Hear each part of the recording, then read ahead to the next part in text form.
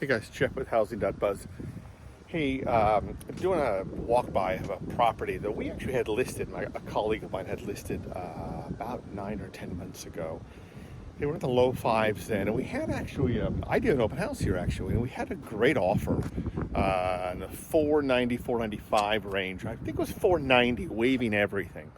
Inspection. It's an old house built in 1948 and needs a ton. You guys know I may own I own a home inspection business too. And when I was here, of course, I saw this house would have generally failed my home inspection, but never sold. We had the 490, and they just was holding out for 5,000 more to get to 495, which is crazy because we actually had a pretty affordable commission structure too. So they effectively would have netted the 495 the way we had value priced our aspect of it.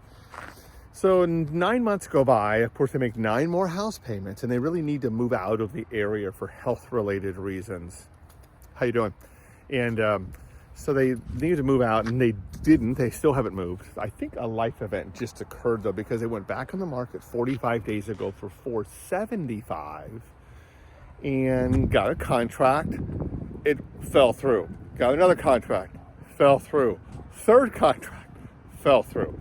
So clearly, the market slowed down so much, our rates are so high that home inspections have started to come back a little bit. And this house will not pass a home inspection. So now they're going to have to go back on the market a fourth time, just this time. So, 460, 450, 455, something like that range. So it's actually going to be a pretty good deal soon because you could probably flip it if you put some money in it, if you were the right buyer. But so that seller, so I think the lesson here is don't be a greedy seller. It cost him $50,000 or $60,000 not to take the 5,000.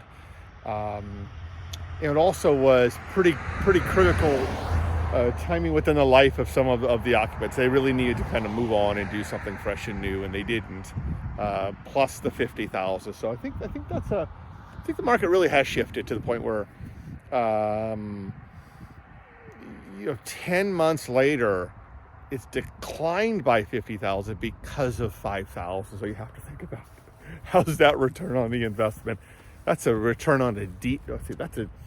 That's a D return on a non-investment, or there's a negative aspect to that, but terrible return, and all over $5,000 at a time when rates were already high, and there was a lot of improvements we have encouraged them to make at that time that they would not make. And if they done some of those, some were quite dangerous actually. There was some obviously bad electrical and a few other things that they really should have improved that a later home inspector just tore apart, it appears. So that's the point, is don't be greedy. Thanks.